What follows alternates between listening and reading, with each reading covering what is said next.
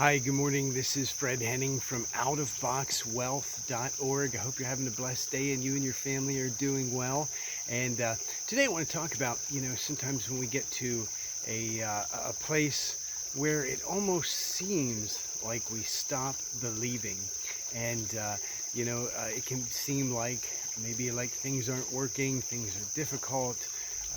We feel like, there's just been something in the way.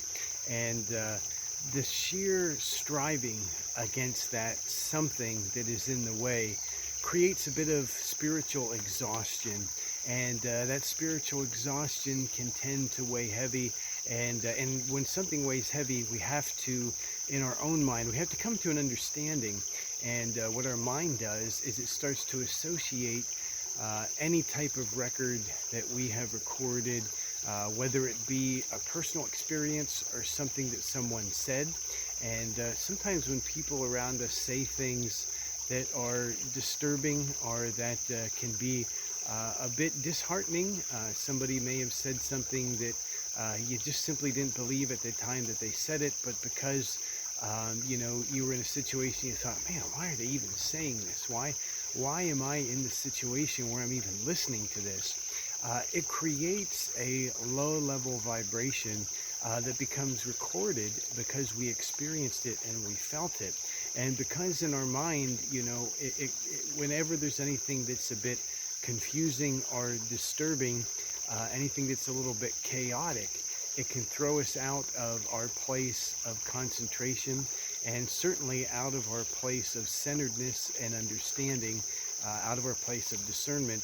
And it creates like a kind of a static, like a static that just remains, like a station that is out of tune, like a part of us that is out of tune. And that's where a lot of the ancients teach that's where the blockages, what they would call it, in our chakras are. It's times when something that we didn't agree with or, just kind of seemed to fall upon us, or we just seem to find ourselves in a situation, or we're around somebody who just says something that we didn't want to hear, that we didn't want to experience, that we didn't want to deal with, and now we're stuck with it. And so just the feeling of, feeling violated through an emotional trespass, puts it just lowers our energy. It creates a low point in our own feeling, in our own energetic field. And when it goes low like that, it usually makes a record. And when it makes a record, it creates a memory. And when it creates a memory, it creates a frequency, and it creates something that goes on within us. And, it just continues because it's been recorded. And in the scriptures, it says, love keeps no record of wrong. And a lot of times, in our culture or in religious circles, we're taught that you just have to, forgive what anybody does and, just let them off the hook. But that's not the understanding of love. The understanding of love is not for the other person, it's for you. Because when you are in a situation and something happens that harms you in any type of way, it lowers your energy and you can end up being stuck there. And again, like the scripture says, you can end up shipwrecking your faith. And then what happens is it translates sometimes in our own current consciousness as unbelief. But we can't see through all the static. And a common phrase is, why do good things happen to, or why do bad things happen to good people? Or, if God loved you, why did God let this happen to you? And what happens is that all of these things become recorded inside of us, and it creates a bit of confusion because either we're in a situation where, again, somebody trespassed on us and just said something out loud, or maybe bumped into us and, caused us to trip or stumble or fall, or who knows what happened. But either way, it was something that we didn't consciously seem to choose, and yet we're stuck with it. And it can create just a domino effect. Whenever something happens to us that seems out of our control, we can get into victim energy. And victim energy again, it automatically lowers you, because when you are in the victim mentality, you're already thinking that somebody can just come along and do anything that they want to do anytime, and there's nothing you can do about it. And that creates a lot of fear, it creates a lot of anxiety, just creates a lot of negativity. And so when we go back to the phrase, love keeps no record of wrongs, what you find is that when we choose love, when we choose the feeling and the vibration of love, when we choose the emotion of love, when we choose to love ourselves, what happens is that it raises us out of those low energies and out of those low feelings. And we don't have to necessarily be a judge and a jury for those trespasses that happened against us. But we can just simply ascend to a reality, to a dimension, to a mindset that just doesn't even recognize that type of energy. And so it's not, again, it's not a difficult thing. It's not, a mental thing or a mathematical thing where we're trying to meet a certain set of circumstances in order to qualify to be able to be free or to be able to be released from an event. We just simply already have the elixir, we already have the antidote, we already have the key to the kingdom, the key to the way out, and it is simply love. And it is coming to the place of just experiencing love, finding love. It's why I really, really enjoy, the true meaning of the word religion. Religion, it comes from the Latin word ligar or ligare, which means connection, like ligament comes from ligare, and religion means simply to just reconnect. That's what true religion is. It's not about meeting a certain set of qualifications and then you're good enough. It's not about paying for everything that you've done wrong in your life. It's not about suffering enough and then you're good enough.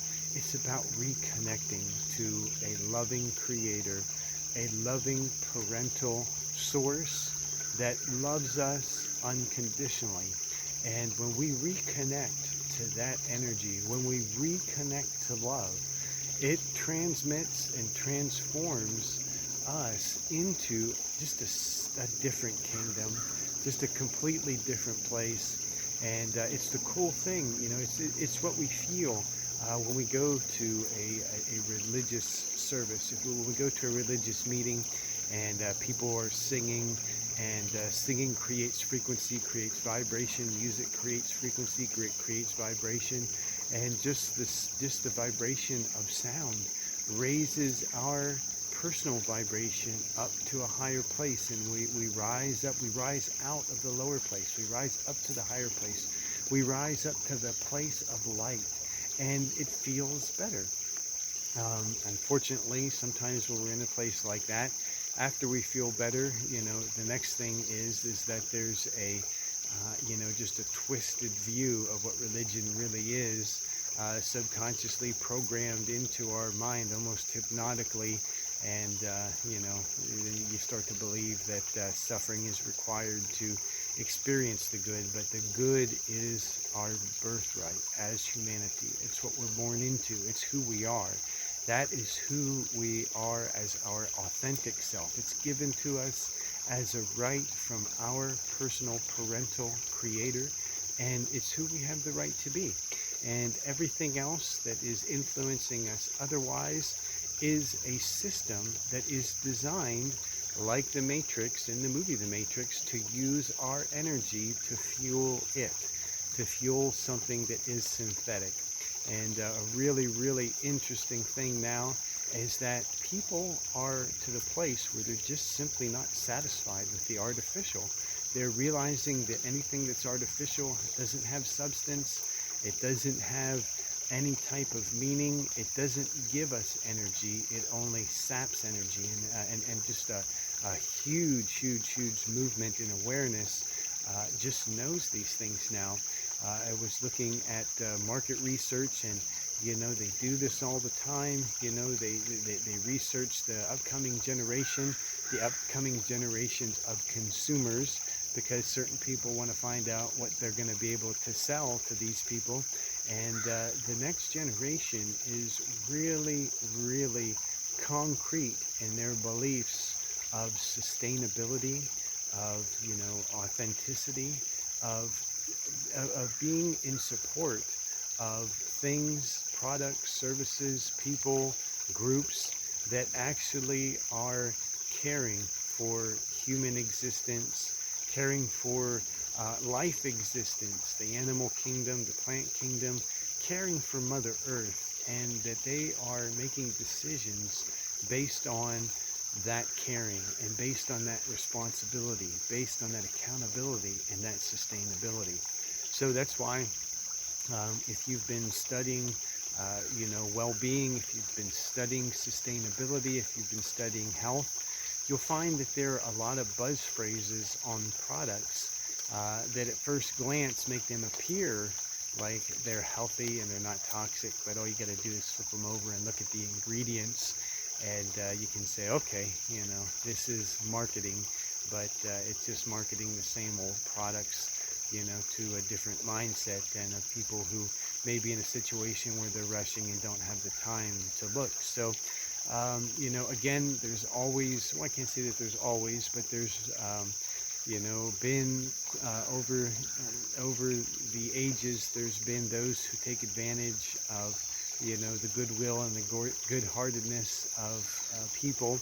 So, again, but being part of being aware for ourselves and having our own understanding of what is true and what is right is our own personal power. And we find that own personal power, we find our own personal path. And when we find our own personal path, we find ourselves in the place of empowerment, the place of authority, the place of strength, the place of victory, not victim, and the place of making better choices for ourselves and for our own self authentically, to become our own authentic self. And that is something that is just a wonderful thing. And as more of us, have that freedom and have that liberty, these toxic, unsustainable systems that have been running the world for quite some time, a few millennia, are going to fall apart because they don't have anything supporting them. People are recognizing now that, the systems that, are ruling, past generations are not only toxic and not sustainable, but abusive. And I'm just very, very thankful that a lot of people are recognizing that and committing themselves to removing their support from those types of energies, no matter what they are and no matter what they might be. So just want to bless you and thank you for just simply being aware and for being in a situation of realizing that there is a path of enlightenment before all of us.